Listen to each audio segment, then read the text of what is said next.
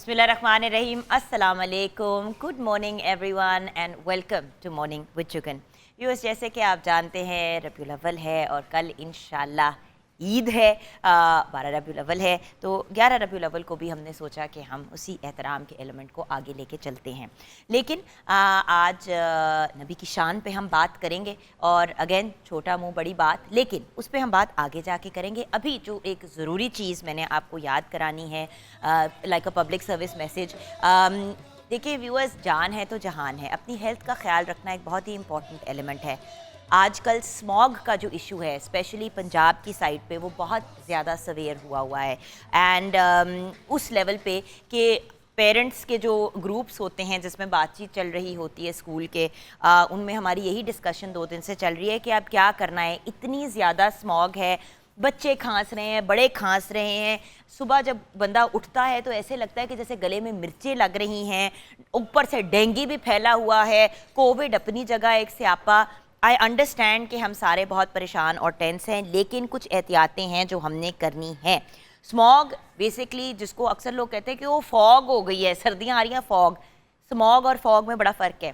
Fog तो सर्दियों में एक नेचुरल सी चीज़ इस साइड पे एटलीस्ट होती है, पंजाब साइड पे, लाहौर वगैरह में, पिंडी साइड पे। लेकिन जो स्मॉग है वो एक जहरीली मतलब हवा है जो आपके सांस को भी इफ़ेक्ट करती है, आपकी आंखों को भी इफ़ेक्ट करती है, आपके ENT एयर नोज थ्रोट को भी इफ़ेक्ट करती है। तो एहतियात बहुत ज़्यादा ज़रूरी है। अब मुझे पता है कि हवा तो हम मतलब अभी जिस तरह मैं सांस ले रही हूँ तो वो एयर तो अंदर जा ही रही है, लेकिन अगर आप अफोर्ड करते हैं तो एयर फिल्टर एक बहुत अच्छी चीज़ है। अगर आपने एयर प्योरीफायर टाइप चीज़ अपने घर में लगाई हो, बट अगर नहीं लगाई और नहीं अफोर्ड करते, इट्स ओके। कुछ चीज़ें घर से निकलते वक्त स्पेशली मुंह के ऊपर मास्क का इस्तेमाल करें। वो तो हम वैसे ही कहते हैं कोविड की वजह से, तो एक ऐसी एहतियात है जिसको आपने कंटिन्यू करना है। दूसरी बात, आंखों की सन ग्लासेस पहने जब आप घर से बाहर निकलते हैं, स्पेशली बाइक वगैरह पे जो लोग ट्रैवल करते हैं, ताकि वो डायरेक्ट हवा एयर जो है आंखों में जा के लगे ना, स्मॉग और इरिटेशन ना कॉज हो। उसके साथ पानी का इस्तेमाल ज़्यादा करें। ये जो गले में वो लगता है ना कि जैसे इचिंग हो रही है, स्क्रैचिंग हो रही है, और हर बंदा कर रहा है, और वैसे ही वो कोविड की वजह से सबकी जान निकल जाती है, इसको कोरोना तो नहीं हो गया, तो थोड़ा सा उसको उससे बचने के लिए पानी का इस्तेमाल ज़्यादा करें। थ्रोट इरिटेशन अगर हो तो थोड़ा नीम गर्म पानी इस्तेमाल करें। वैसे मैं एक चीज़ हमेशा रेकमेंड करती हूँ कि दिन में एक दफ़ा अगर ये कहवा आप पी लें तो इससे बहुत फ़र्क पड़ता है। अदरक, जिंजर का एक पीस, गर्म पानी, और उसको मतलब उसको बॉईल करें कोई 5 मिनट के लिए। मतलब अगर 2 कप पानी है तो उसको उबाल के 1 कप पानी कर लें अदरक में बॉईल करके। उसके बाद उसको छान के उसके अंदर 1 चम्मच शहद डाल के पी लें। रात को पी लें, सुबह पी लें। अच्छा, ये वेट लॉस में भी हेल्प करता है। और आपका ये जो थ्रोट का इशू है, क्योंकि जिंजर में कुछ नेचुरल एंटीबायोटिक्स होते हैं, उसके अंदर नेचुरल ऐसी चीज़ें होती हैं जो आपकी क़ुव्वत मुदाफ़ियत को बेहतर करती हैं। विटामिन सी का इस्तेमाल बढ़ाएं। विटामिन सी किस में होता है? नींबू में होता है, ऑरेंजेस में होता है, डिफरेंट बीट रूट के अंदर होता है, चुकंदर के अंदर होता है। तो और मतलब विटामिन सी का इस्तेमाल बढ़ाएं। घर के बाहर सिर्फ ज़रूरत की हद तक निकलें, क्योंकि ये एक बहुत सीरियस प्रॉब्लम है। हमें यहाँ मतलब घूमने फिरने का बहुत शौक़ होता है, ज़रूरत की हद तक निकलें। मुझे पता है कि आजकल मौसम ज़रा सेटल हो रहा है। मैं भी सोच रही थी हसन को, नूर को, हमज़ा को हम बाहर जाया करेंगे, पिकनिक्स करेंगे। अब ये स्मॉग का अज़ाब आ गया। आई अंडरस्टैंड कि इट्स अ प्रॉब्लम। घर के अंदर ही बच्चों की एक्टिविटीज़ प्लान करें।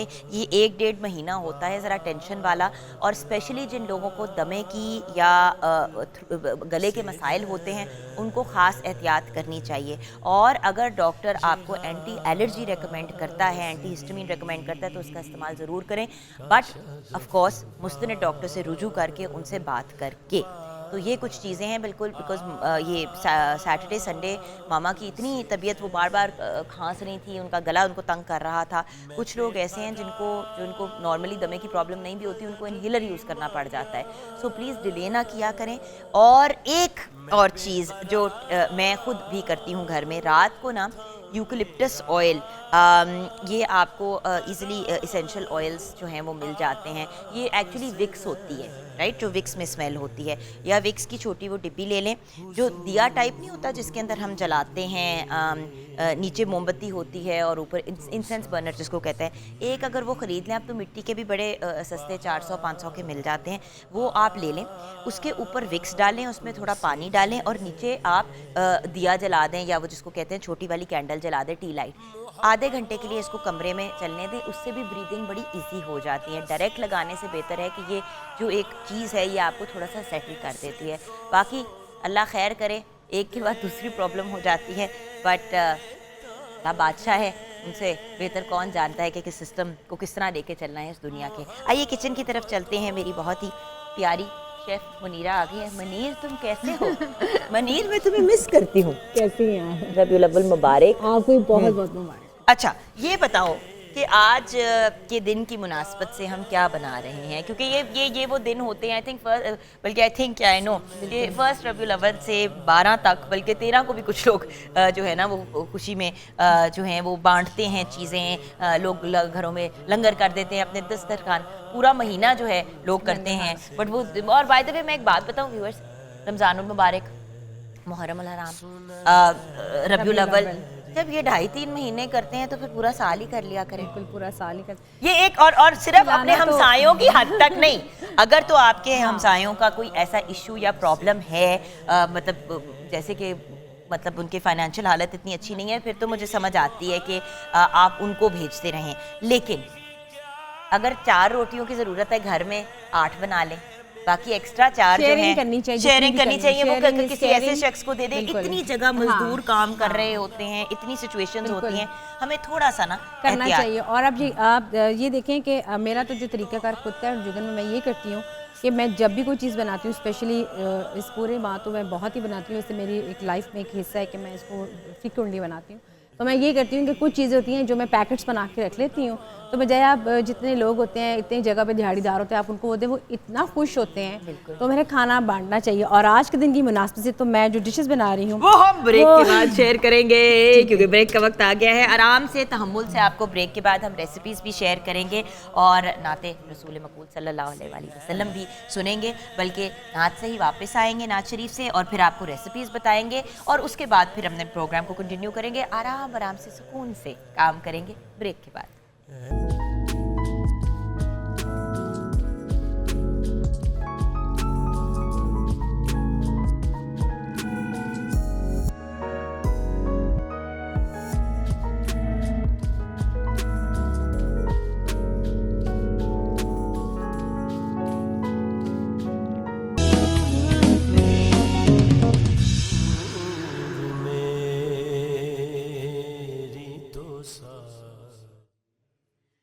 Welcome back from the break viewers. हमें बहुत ही एक ग्रेट पर्सनालिटी ने ब्रेक के बाद ज्वाइन किया है, लेकिन उनसे मुलाकात कुछ लम्हों बाद होगी।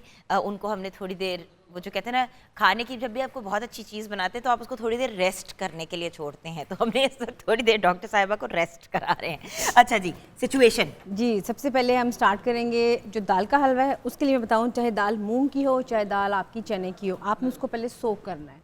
ये सोक करके पानी में, ये आपकी बहुत पुरानी आदत है, ठीक है, उसको हम सोक करेंगे और फिर इसको हमने दूध में ही पकाएंगे, जैसे कि मैं भी आपको दिखाऊंगी। इस दोनों चीज़ों को हम मिक्स कर देते हैं, डाल दें सारी ये भी, और साथ में ये, ठीक है।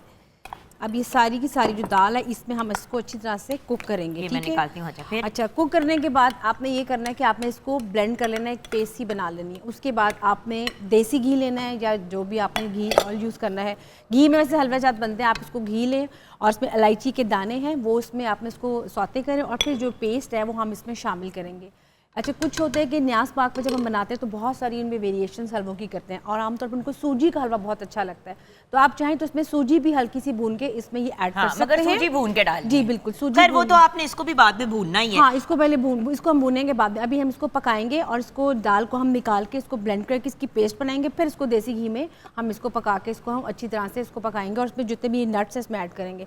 दूसरी जो मैं बना रही हूँ खीर को हम बना रहे हैं चावलों और गाजरों के साथ। गाजरों का सीजन आ चुका है, गाजरों की भी खीर बनती है, गजरेला टाइप, गजरेला बनता है। तो हम इसको राइस में बनाएंगे। राइस को मैंने हल्का से बॉईल कर लिया है, लेकिन इसको हम दूध ऐड करेंगे और फिर इसको जब दूध उबलेगा तो फिर हम इसको में चावल अच्छा, ऐड कर मुझे देंगे। ये बताइए कि इसमें कोई कनी कुनी छोड़ी है कि नहीं, मैंने इसको बहुत कुक किया है, क्योंकि इसको वैसे तौर पे ये होता है कि आप जो होता है टोटा चावल वो लेके इसको भिगो देते हैं रात को और सुबह इसको उबलते दूध में आप ऐड कर देते हैं। लेकिन हमारे पास थोड़ी सी टाइम की थोड़ी होती है, तो मैंने इसको हल्का बॉईल किया और साथ में इसको मैंने पहले भिगोया, फिर इसको मैंने कुक किया और एक कनी में ही उबल गया ये। तो आप कोशिश करें जब घर में बनाएं तो आपने इसको ये करने के राइस को आपने भिगो के रख देना है और उसको भिगोने के बाद जब दूध बॉईल होगा तब उसमें उबलते दूध में इसको ऐड करना है और साथ उसमें गाजरें ऐड करनी है। गाजर की क्वांटिटी आप ज़्यादा भी ले सकते हैं, लेकिन मैंने 1 कप के करीबन ली है। उसके बाद इसमें हम एवरीडे यूज़ करेंगे, थोड़ा सा ड्राई मिल्क यूज़ करेंगे। आप इसमें खोया भी ऐड कर सकते हैं। उसके बाद आप इसमें नट्स भी ऐड कर सकते हैं, इसमें वनीला एसेंस भी यूज़ कर सकते हैं, इलायची का पाउडर। बेसिकली दोनों मीठे बेस होती हैं आपकी नट्स की। जितने उसमें नट्स होंगे, जितनी मीठा आपका इक्वल होगा तो उतना ही आपको अच्छा लगेगा। आज दोनों मैं मीठे बना रही हूँ और वेरिएशंस हम चाहे तो कर सकते हैं। और इसमें मैं दाल के हलवा बनाऊंगी और साथ में थोड़ा सा सूजी के साथ भी इसकी वेरिएशन होंगी। हाँ, लेकिन दाल के हलवे में बादाम ही अच्छे लगते हैं, वो पिस्ते नहीं इतने मजे के नहीं, बादाम ही अच्छे लगते हैं। और वैसे मैंने कई लोगों में ये भी नोट किया कि कुछ को दाल का हलवा सूट नहीं करता, उनको इसलिए नहीं पसंद होता। और मैं आपको बताती हूँ क्यों नहीं होता, क्योंकि I will tell you, because मैं पहले कहती थी मुझे दाल का हलवा बिल्कुल नहीं पसंद। फिर मैंने मुनीरा के हाथ का पीटीवी में जब हम काम करते थे साथ तब ट्राई किया। मैंने कहा इसमें वो अजीब वियर्ड टेस्ट नहीं आ रहा दाल का, वो जो एक आफ्टर टेस्ट होता है कच्चापन जो होता है। तो फिर मुझे मुनीरा ने समझाया कि मैं पहले दूध में पकाती हूँ और उसके बाद ये नहीं है कि आपने सिंपली उसको ऑयल में डाला है एंड दैट्स इट, आपने फिर उसको भूनना है और भूनते जाना है। एक्चुअली ये वो वाला हलवा है जिसके अंदर आपका बाजू जो है ना बिल्कुल उसका कीमा निकल जाता है। हलवा जाते में बहुत टाइम लगता है और वो बहुत ये नहीं कि फटाफट हो जाते हैं और उसके लिए पूरी मैरिनेशन होती है। और जो चीज बना रहे हैं उसे प्यार से बनाएं। बिल्कुल, प्यार तो मोस्ट इम्पोर्टेंट नहीं, बट प्यार का मतलब ये है कि उसमें मेहनत भी जाती है। दिल आपका इंटरेस्ट होना चाहिए कि आप शौक से चीज़ बना रहे हैं। और इस खास मौके के ऊपर मेरा ख्याल है कि हर घर इसका एहतमाम कर रहा होगा, तो मुख्तलिफ किस्म के मीठे बनाए। आज हम जो मीठा बना रहे हैं वो दाल का हलवा और साथ में बना रहे हैं चावल और गाजर की खीर। अमेजिंग। अब मैं चलती हूँ वापस मेन स्टेज की तरफ। सबसे पहले तो जज़ाकल्लाह हमने कहना है कारी अब्दुल सलाम कादरी का। बहुत ही खूबसूरत नात शरीफ आपने पेश की ब्रेक से पहले। अल्लाह ताला आपको खुश करे, खुश रखे, आपको आपकी सारी जायज़ ख्वाहिशात को पूरा करे, आमीन। अब जिस पर्सनैलिटी को मैं व्यूअर्स आपसे इंट्रोड्यूस कराने जा रही हूँ, मेरी क्या औकात के मैं उनको इंट्रोड्यूस करूँ। एक बहुत ही अमेजिंग पर्सनैलिटी, एक ऐसी शख्सियत जिनको अल्लाह ताला ने इज़्ज़त और बहुत ज़्यादा फेम दी और जिस लेवल पे भी इन्होंने अपने आप को प्रूव करने की कोशिश की, शी हैज़ मतलब सुपरसीडेड दैट। डीजी पिलाक हैं, कॉलमिस्ट हैं, पोइट हैं, पीएचडी कर चुकी हैं। इस वजह से इनको डॉक्टर सुगरा सदफ कह के हम बुलाते हैं। अस्सलाम वालेकुम डॉक्टर साहब। वालेकुम सलाम। अच्छा डॉक्टर साहबा, रब ताला का कुछ लोगों पे ख़ास करम होता है और मेरा जो एनालिसिस है, मेरी जो एक नाकिसी राय है वो ये है कि जो इंसान दूसरे इंसानों का दर्द अपने दिल में रखता है, जिसको अल्लाह ताला जितनी भी कामयाबी दे दे वो दूसरों को साथ लेके चलता हो, उसको और ज़्यादा भाग लगता है। बिल्कुल बिल्कुल, बहुत अच्छी बात कही आपने। शायद ज़िंदगी का मकसद भी यही है कि लोगों को साथ लेकर चलना और करम को तकसीम करना, बांटना। बिल्कुल। तो व्यूअर्स, हमने अपनी गुफ्तगू का सिलसिला ब्रेक के बाद हम प्रॉपर तरीके से शुरू करेंगे, लेकिन जैसे कि आप देख रहे हैं सारी उम्मत को, हम सब की तरफ से, सब मुसलमानों को, सारी इंसानियत को ये माह मुबारक जो है रबीउल अव्वल का बहुत ही बरकतों वाला जो महीना है वो मुबारक हो। एक बहुत ही खूबसूरत महीना है जिसमें हमारे नबी पाक सल्लल्लाहु अलैहि वसल्लम दुनिया में तशरीफ़ लाए और अल्लाह ताला ने हमें एक इतना खूबसूरत और इतना अनमोल तोहफ़ा दिया कि सारी ज़िंदगी के लिए आखिरत तक हमें गाइडेंस मिल गई कि हमने अपनी ज़िंदगी को कैसे जीना है। व्यूअर्स, ज़िंदगी गुजारी भी जा सकती है और भरपूर अंदाज में जी भी सकते हैं। जब हम भरपूर अंदाज में जीने की बात करते हैं तो लोग अक्सर सोचते हैं हम बहुत पैसे कमाएंगे, मेरे पास घर होगा, मेरे पास गाड़ी होगी, मेरे पास ये होगा, मेरे पास वो होगा। हम ये नहीं सोचते कि ज़िंदगी को भरपूर अंदाज में जीने का एक्चुअल तरीका ये है कि दूसरों के लिए जिएँ, अपनी साथ का ख्याल रखें सबसे पहले ऑफ कोर्स, लेकिन फिर अपने घर वालों का, अपने हमसायों का, अपने मुल्क के लोगों का, अपने शहर के लोगों का, हर उस इंसान के काम आना, अपने करीबी रिश्तेदारों का, दूर के रिश्तेदारों का, ये एक्चुअली तरीका है भरपूर अंदाज से ज़िंदगी जीने का। और फिर अल्लाह ताला की ज़ात तो ऐसी है कि आप इतना सा करते हैं तो आपको इतना वापस मिलता है। आप करते जाएं और गिने ना, वाह वाह। और आप देखें कि आपको कितना मिलता है। ये खैर इतने अरसे से रमज़ान ट्रांसमिशंस और डिफरेंट रिलीजियस प्रोग्राम्स को होस्ट करके कुछ 2-4 चीज़ें जो मैंने सीखी मैंने शेयर की, लेकिन एक्चुअली आज पोइट्री के पॉइंट ऑफ व्यू से भी और जनरली गाइड करने के लिए डॉक्टर साहिबा हमारे साथ है। तो ब्रेक के बाद हम वापस आएंगे और इनसे बात करेंगे।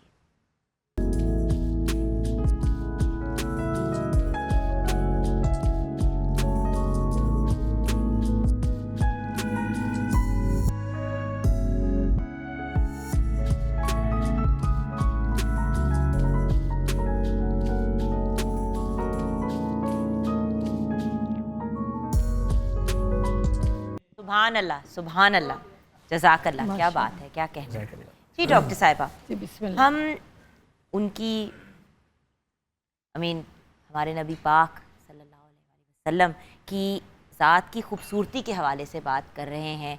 हम क्या बात करेंगे, पूरी कायनात, चरिंद परिंद, हवा, हर चीज़ आपकी तारीफ़ करती है। लेकिन आपको रहमतुल आलमीन कहा जाता था, इस पे हम बात कर सकते हैं? बिल्कुल, बहुत शुक्रिया जुगन। अभी कलाम से पहले आपने बड़ी खूबसूरत बातें की नबी पाक सल्लल्लाहु अलैहि वसल्लम के हवाले से। उसी बात को आगे बढ़ाते हुए मैं ये कहूँगी कि रहमतुल आलमीन का जो वصف है, जो दर्जा है, वो सबसे बड़ा है कायनात में। तो खुदा ने इस कायनात को खुदा बहुत बड़ा हिकमत साज है। जिस तरह एक घड़ी बनाने वाला एक एक पुर्जे को सेट करता है तो हमारी घड़ी चलती है, टाइम बताती है, सेकेंड, मिनट। इसी तरह ये कायनात आप देखें, वक्त पर सूरज तुलू होता है, वक्त पर चांद है, तारे हैं, फसलें हैं, सब्ज़ा, सब कुछ है। तो ये जो कायनात में चीज़ें रखी गई, इसी तरह इंसान भी हैं। हर इंसान बराबर नहीं है। हम ये नहीं कह सकते कि दुनिया के तमाम इंसान बराबर हैं, उनका रुतबा बराबर है कि वो अशरफुल मखलूक़ात हैं। एक अनपढ़ बंदा भी खुदा का नायब है और एक बहुत डिग्रियों वाला बंदा भी, लेकिन जो सलाहियतें हैं वो रब ने सब में मुख्तलिफ रखी हैं। क्योंकि निज़ाम चलाना था। अभी साल की आप बात करें, हम यहाँ बैठे हैं, काफ़ी लोग कैमरे के पीछे बैठे हैं, अगर वो ना आऊँ तो ये प्रोग्राम ना हो सके। इसलिए जो इंसान अपने आप को पहचान लेता है वो रब की मशीयत के मुताबिक काम शुरू कर देता है, तो फिर दुनिया अमन की तरफ चलना शुरू हो जाती है। अब जो नबी पाक सल्लल्लाहु अलैहि वसल्लम का इस दुनिया में आना है, और हम समझते हैं कि ये कायनात उनके लिए बनाई गई, ये सब्ज़ा, खाक, इंसान, हैवान, हर तरह की मखलूक़ात वजूद ही उनकी वजह से आया। अब इंसान को एक रास्ता दिखाने के लिए, एक किरदार के हवाले से, अक़वाल के हवाले से, क्योंकि हम लोग, हमारे लिए पैरवी करना हमारा आसान है, लेकिन हमारे लिए अपने इरादे से सोचकर अमल करना मुश्किल है। तो एक ऐसी हस्ती खुदा ने मबूस फरमाई कि जिन्होंने हर अमल करके हमें दिखाया कि ये है ज़िंदगी, ऐसे ज़िंदगी गुजारनी है। और फिर रहमतुल आलमीन की आपने बात की, ये हम अक्सर भूल जाते हैं कि हमारे नबी रहमतुल मुस्लिमीन नहीं हैं, ना ही हमारा रब रहमतुल मुस्लिमीन है। कुरान में आप कहें, देखें, कहीं भी ये बात नहीं है, हमेशा रब्बुल आलमीन और रहमतुल आलमीन की बात होती है। तो हमें अपने मज़हब को बढ़ाना है, हमें इस खैर के पैगाम को वुसअत देनी है, इसको कैद नहीं करना। और अपने नबी की जो ये खूबियाँ, इनको हम अपने अमल के ज़रिए कर सकते हैं। जुगर मैं और आप कहीं जाएं तो हमें तारफ़ ना करवाना पड़े कि हम नबी के मानने वाले हैं। लोग हमारी दियानत से, हमारे रवैये से जाने कि हम मुसलमान हैं, हम नबी को मानने वाले हैं। और इसी हम अपने वही वाली बात है ना कि सोचते हैं कि अगर हम 5 वक्त नमाज पढ़ लेंगे, ज़कात दे देंगे, रोज़े रख लेंगे, अगर साहिब हैसियत हैं, हज कर लिया आपने, हमने अगर ये सब चीज़ें कर ली तो बस हम बहुत अच्छे मुसलमान हैं। अच्छा इंसान होना भी तो बहुत ज़रूरी है। और अच्छा इंसान जो है वो कभी किसी और को जज नहीं करता। बिल्कुल। मैं कल ये 2 दिन पहले किसी एक बच्चे को यही बात समझा रही थी, 18-19 साल का बच्चा था। मैं उसको ये कह रही थी, मैंने कहा बेटा एक बात याद रखना कि हम हमारी ना इतनी औकात है, ना हमारी इतनी पोजीशन है कि हम किसी और के ऊपर जजमेंट पास करें। बिल्कुल। हर दूसरा बंदा जो है वो किसी के ऊपर कोई ना कोई स्टेटमेंट पास कर रहा होता है कि ये है, इसको तो जहन्नुम नसीब होगा, इसका तो ये होगा। किसी के घर में कोई फौत की होगी, जरूर आप लोगों के कोई ऐसे अमाल होंगे जिसकी आपको सजा मिल रही होगी। भाई हम कौन हैं ये स्टेटमेंट्स पास करने वाले, लोगों का दिल दुखाने वाले, दिल। और अगर कोई नॉन मुस्लिम है, और हमारे मुल्क में बहुत बड़ी तादाद है नॉन मुस्लिम्स की, तो ला इकराह फिद्दीन है हमारे मज़हब में, ठीक है ना। और वैसे भी देखिए वादतुल वजूद की जब हम बात करते हैं तसव्वुफ में, तो पूरी कायनात एक रस्सी में परोई हुई है। पूरी कायनात का खालिक एक है ना, मुझे भी उसी ने पैदा किया है, पीटर को भी उसी ने पैदा किया है, और कल्याण को भी उसी ने पैदा है। नाम मुख्तलिफ है ना, है तो पीछे एक ही ताकत है, एक ही नूर है, इसी बल्ब की रोशनी है जिसमें हम सब उजले हुए हैं। आपने ये बड़ी अच्छी बात की कि जो इखलाक के हवाले से नबी पाक सल्लल्लाहु अलैहि वसल्लम ने कहा कि मुझे आला इखलाक के साथ मबूस किया गया, और अगर हमारी शख्सियात में इखलाक की वो किरण नज़र नहीं आती। बड़ी अच्छी बात एक और आपने कही कि हम ज़ाहरी तौर पर, क्योंकि दीन के दो पहलू होते हैं, एक ज़ाहरी है कि हम नमाज़ पढ़ते हैं, हम हज करते हैं, ज़कात देते हैं, ये ज़ाहरी पहलू है ना। जिस तरह आपने इस बिल्डिंग को बाहर से सजा लिया, अब बाहर से तो आपने सजा लिया, अब अंदर क्या है, अंदर देखने की बात है। तो अंदर असल में तो बातन है ना, कि हमारा अमल क्या है, हमारा रवैया क्या है, हम किसी को सुख दे रहे हैं कि दुख। और अगर सुख नहीं दे सकते तो दुख तो ना दो भाई। और हम छोटी सी बात से, अब देखिए ना, आपने किसी को सलाम किया, उसने इग्नोर कर दिया, आपका दिल दुख गया, और वो उसे एहसास ही नहीं किया उसने कितना बड़ा जुर्म कर दिया है। और फिर अल्लाह पाक कहता है कि बंदों के हकूक मैंने माफ़ नहीं करने। लेकिन यहाँ पे एक बड़ा इंपॉर्टेंट पॉइंट है, मैं और इस पे हम ब्रेक पे भी जाएंगे। व्यूअर्स, आपने सलाम किया, आपने अपना फ़र्ज़ पूरा किया, दूसरे ने सलाम का जवाब नहीं दिया, आपकी दिल आज़ाई हुई, जो भी हुआ, आप हर्ट हुए, उन्होंने गलत किया, बिल्कुल। लेकिन इसका ये मतलब नहीं है कि आपने सलाम करना छोड़ देना है। वाह। क्योंकि वो अपनी कब्र में जाएगा, आप अपनी कब्र में जाएंगे। ये चीज़ हम भूल जाते हैं। वो उसने मुझे सलाम नहीं किया, मैं नहीं सलाम करूंगी। उसने मुझे मुस्कुरा के नहीं देखा, मैं भी मुस्कुरा के, जबकि मुस्कुराहट को तो सदके का लेवल दिया है। वाह वाह। सो हम क्यों भूल जाते हैं कि हम सब ने अपनी अपनी, और उसी हालत में हर बंदे ने अपनी कब्र में जाना है, उसी सफ़ेद कपड़े में बंद होके हमें हमारे कफन में डाल दिया जाना है ज़मीन में। उसी किस्म की कब्र हर इंसान की होगी, ना किसी की ज़्यादा बड़ी होगी, ना किसी की ज़्यादा छोटी हो, सब उसी सिचुएशन में इस दुनिया से जाएंगे। अपने तेवर सीधे करें, लोगों के साथ अपना रवैया सही करें, दीन दुनिया दोनों को साथ लेके चलें, और जजमेंट पास करनी छोड़ दें। क्या ही बात है। ब्रेक की तरफ जाएंगे, ब्रेक के बाद जब वापस आएंगे तो कलाम भी सुनेंगे, ज़ोहरा साहिबा भी हमें गाइड करती रहेंगी, और आप हमारे साथ साथ होपफुली इस प्रोग्राम को एंजॉय भी करते रहेंगे।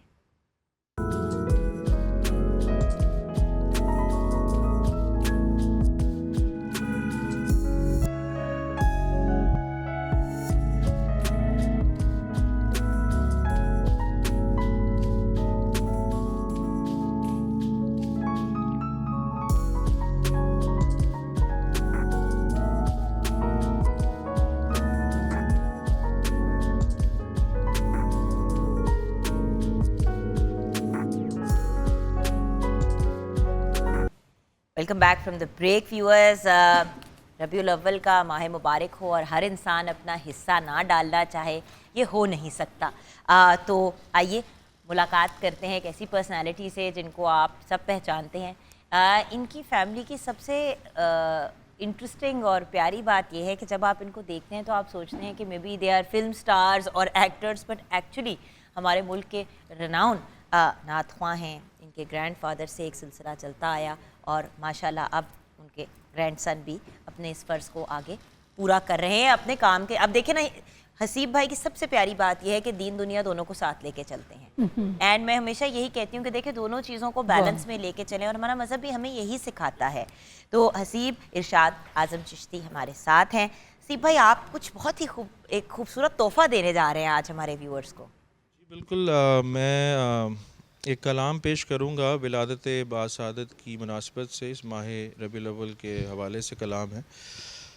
ये कलाम लिखा है डॉक्टर यासीन आतिर साहब ने। वो बहुत अच्छे शायर हैं, और अमेरिका में वो डॉक्टर जी पेशे के एतबार से वो डॉक्टर हैं, और डॉक्टर सुगरा साहिबा भी ख़ुद राइटर हैं। तो ये मुझे कलाम उन्होंने इनायत किया है 2 रोज़ कबल तकरीबन उन्होंने मुझे ये कलाम दिया और उन्होंने फरमाइश की कि आपने ये मेरा कलाम रबीउल अव्वल के महीने में पढ़ना है। तो बस मैं, क्योंकि मेरे वालिद साहब के बहुत बचपन के दोस्त हैं और स्कूल में इकट्ठे पढ़े वो वालिद साहब के साथ, तो वो भी एक तरह मेरे लिए आपके वही father ही रिस्पेक्ट उनकी मैं करता हूँ जैसे मेरे वालिद साहब हैं। तो बस उन्हीं का कलाम मैं पेश करता हूँ। बहुत ही यूनिक वे में उन्होंने ये खराज तहसीन पेश किया है, तो वो मैं पेश कर रहा हूँ।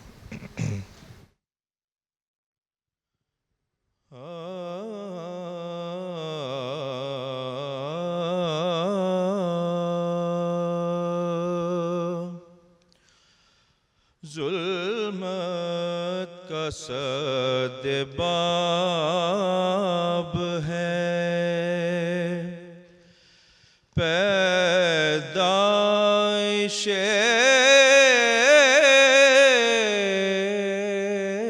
रसूल,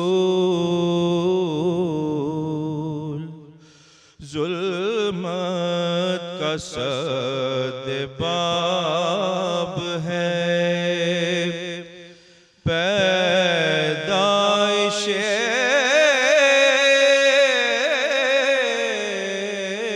रसूल, यानी एक आफ़ताब है, पैदाइशे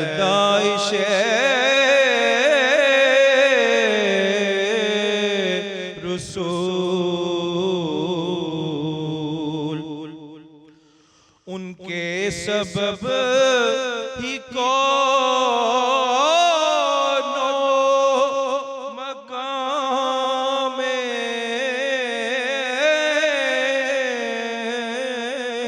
है, रौनक़ें उनके सबब ही कौनो मकाम है, रौनक़ें तस्दीक़ इन्क़िलाब है, पैदाइशे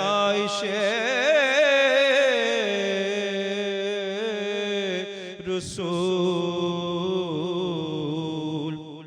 और क्या खूबसूरत शेर है। हमको मिली ये आयतें उनके तुफैल से, हमको मिली ये आयतें उनके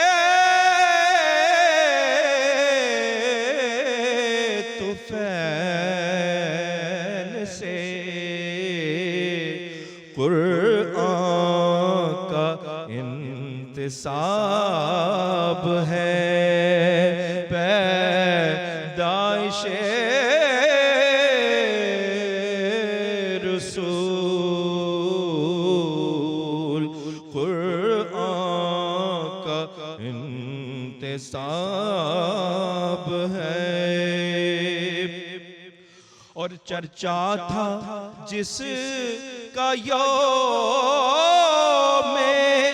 अज़ल से,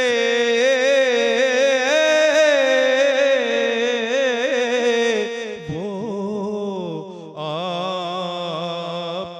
हैं। चर्चा था जिसका यौमे अज़ल से, वो आप हैं। पैगंबरों का ख्वाब है, पैदाइशे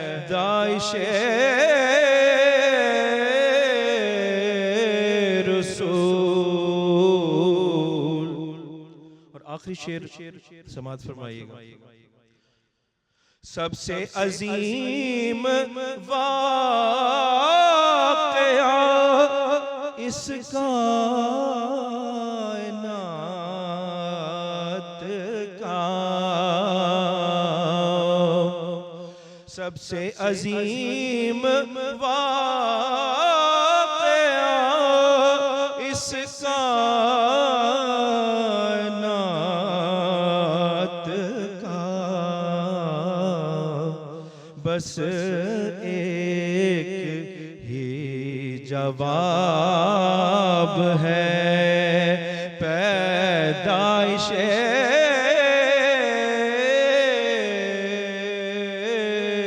रसूल, बस एक ही जवाब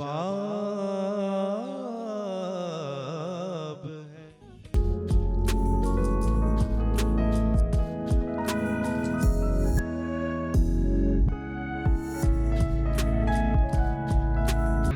welcome back from the break viewers. बहुत ही खूबसूरत कलाम पेश किया उस्ताद फरियाद अली ख़ान और उनकी कवाल पार्टी ने। माशाल्लाह माशाल्लाह, ब्रिलियंट। अब तो फरियाद भाई उस्ताद का लेवल हो चुका है, तो मेरा फ़र्ज़ बनता है कि मैं उस्ताद ऐड करूं। और माशाल्लाह ये सारे जो आपके साथ जो आपकी कवाल पार्टी हैं, जो आपके हमनवा हैं, ये भी आपके स्टूडेंट्स ही हैं, आपके शागिर्द ही हैं। तो फिर उस्ताद तो आप हमारे लिए तो आप माशाल्लाह उस्ताद का दर्जा रखते हैं। फैसलाबाद से स्पेशली अपना हिस्सा डालने के लिए आए हैं आज के दिन की मुनासबत से। बहुत बहुत शुक्रिया भैया, अल्लाह आपको खुश रखे। और अभी हमने मज़ीद आपसे कलाम सुनना भी है, लेकिन जब डॉक्टर सुहरा सदफ़ साहिबा हमारे साथ होती हैं तो पॉसिबल है कि उनकी कोई लिखी हुई चीज़ हम ना सुने।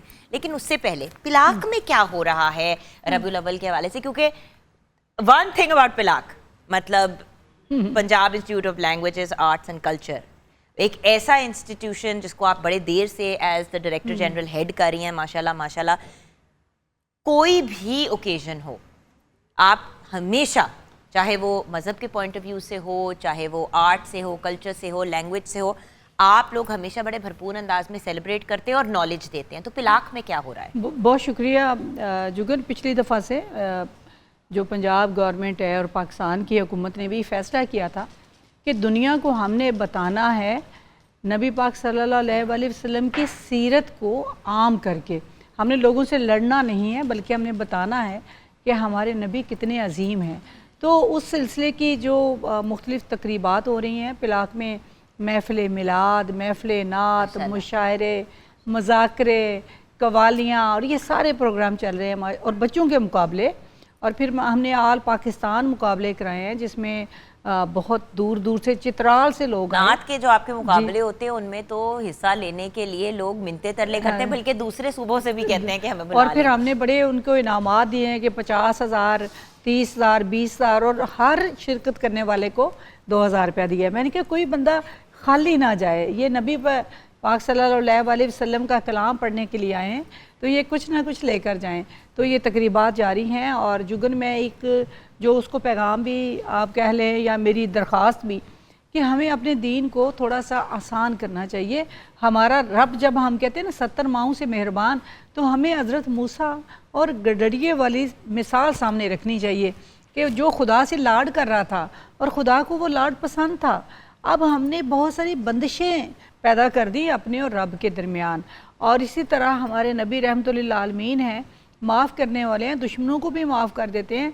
तो हमें उनकी बरकत से दुनिया को एक अमन का, मोहब्बत का पैगाम अपने अमल से देना है और सख्तियाँ कम करनी है। लेकिन आपको याद है डॉक्टर साहब, हमने पहली के नेशनल टेलीविज़न पे भी जब हम साथ हुआ करते थे, अक्सर हमारा प्रोग्राम्स होते थे, तो हम यही बात करते थे कि इतने से होते हैं बच्चे कहते हैं अल्लाह से डरो डरो। भाई माँ से जब बच्चा एक आपका ज़रूर उनकी नाराज़गी से डरना चाहिए।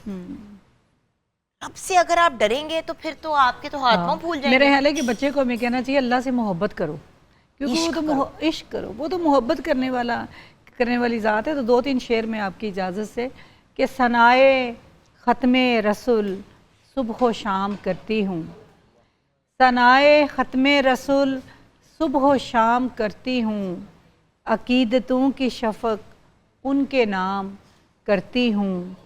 और जो रोज़ शहरे मदीना से होके आती है, जो रोज़ शहरे मदीना से होके आती है, मैं उस हवा को अदब से सलाम करती हूँ। क्या बात है। मैं उस हवा को अदब से सलाम करती हूँ और मेरी ज़बान से अकीदत के फूल झड़ते हैं मैं जब भी अपने नबी से कलाम करती हूँ। सुभान अल्लाह। और मुझे है नाज कि शामिल हूँ उनकी उम्मत में।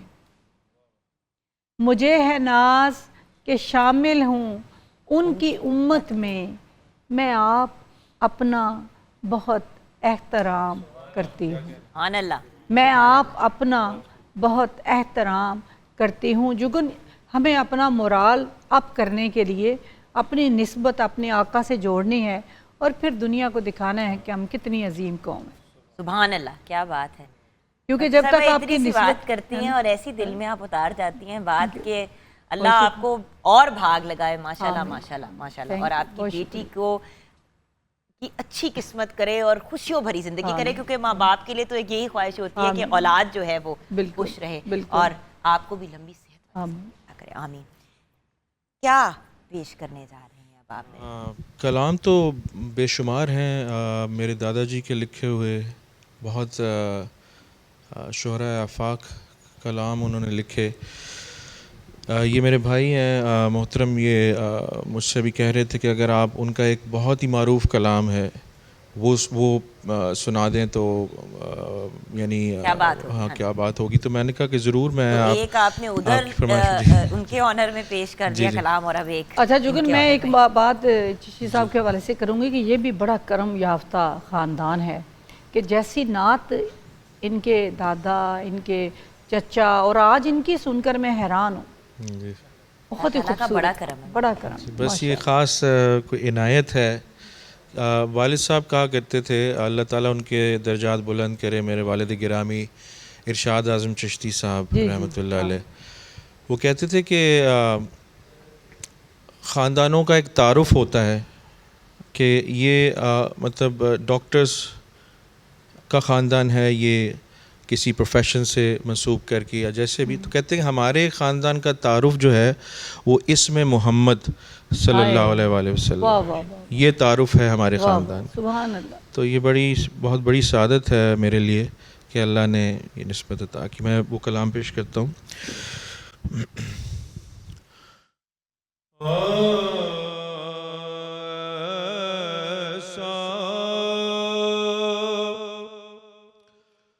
कोई महबूब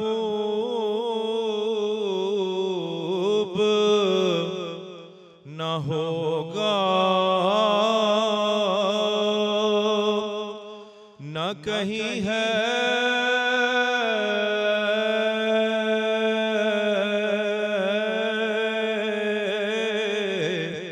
कि बैठा है चटाई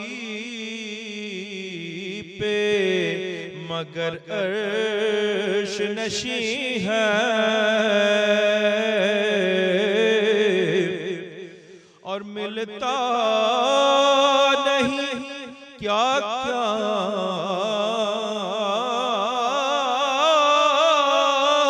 दो जहां को तेरे दर से मिलता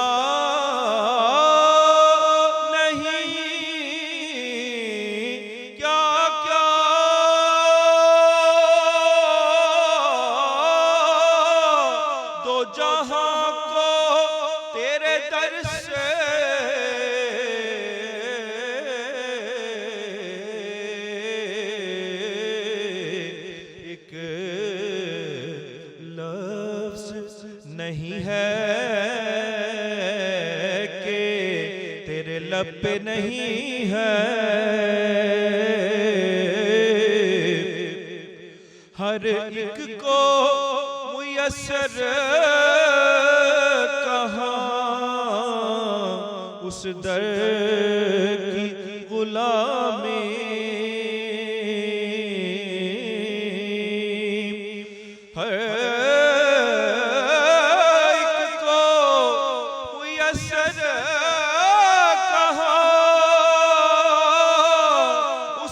दर की गुलामी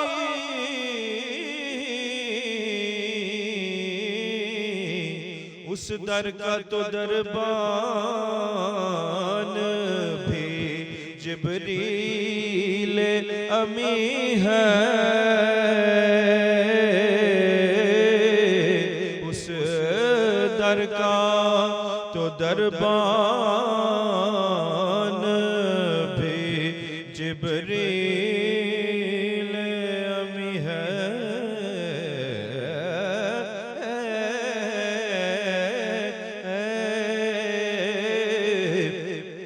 और मकता है दिल गिरिया कुना और नजर सूए मदीना,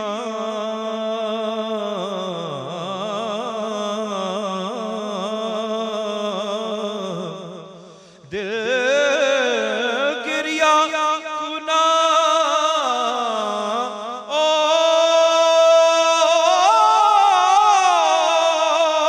और नजर सूए मदीना,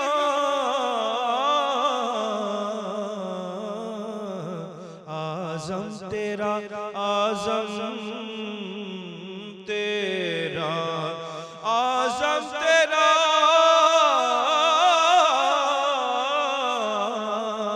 आज़म तेरा अंदाज़े तलब कितना हसी है।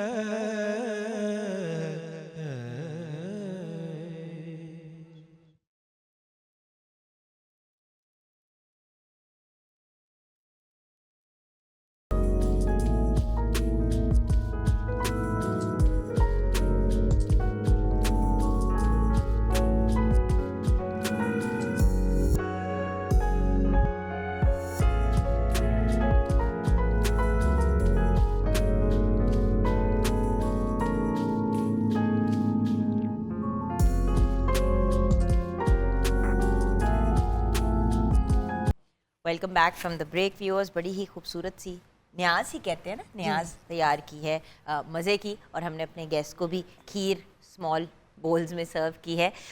बल्कि व्यूअर्स अब क्योंकि हम अपने प्रोग्राम को कंक्लूड करने की तरफ जा रहे हैं, तो शेफ़ मुनीरा आपका बहुत शुक्रिया। अच्छा, यहाँ पे मैं एक बात ज़रूर कहूँगी कि व्यूअर्स जब आप इस तरह न्याज तैयार करते हैं, स्पेशली अगर आपने किसी को खाना देना है तो उसको प्रेजेंट करने का भी एक तरीका होता है। अब देखें, ये छोटी छोटी चीज़ें, नीचे मैट रख दिया, छोटा सा प्लांट रख दिया, ये कर दिया, प्रेजेंटेशन भी बहुत मैटर करती है। हम जब लोगों को स्पेशली जब लंगर का एहतमाम करते हैं, इस तरह करते हैं, तो मगरों लाने वाली कोशिश करते हैं। व्यूअर्स, जिस मोहब्बत प्यार और खलूस से हम तैयार करते हैं, उसी मोहब्बत के साथ उसको प्रेजेंट भी करना चाहिए, क्योंकि इससे बड़ा फ़र्क पड़ता है, इंसान बहुत अच्छा फील करता है। इसके साथ साथ हम शुक्रिया अदा करना चाहेंगे स्पेशली मेरी बहुत ही प्यारी बहन डॉक्टर सुकरा सदफ़ का। अल्लाह ताला आपको खुश रखे, आपको और भाग लगाए। इसी तरह मेरे भाई हसीब इरशाद आज़म चिश्ती, अल्लाह ताला आपको खुश रखे। और हमारे बहुत ही प्यारे भाई कारी अब्दुल सलाम कादरी, आपका बहुत बहुत शुक्रिया। आज का प्रोग्राम हम कंक्लूड करेंगे हमारे मुल्क के मारूफ कवाल ग्रुप, एब्सोल्युटली ब्रिलियंट, फैसलाबाद से स्पेशली हमारे प्रोग्राम पे आए। अल्लाह ताला आपको खुश रखे, और ये जो आपने अपना हिस्सा डाला है उसके इवज़ आपको करोड़ों जो है चीज़ों से नवाजा जाए, और आप खुश रहें, आबाद रहें। तो उस्ताद फ़रियाद अली ख़ान की तरफ अब हम रुजू करते हैं। जी।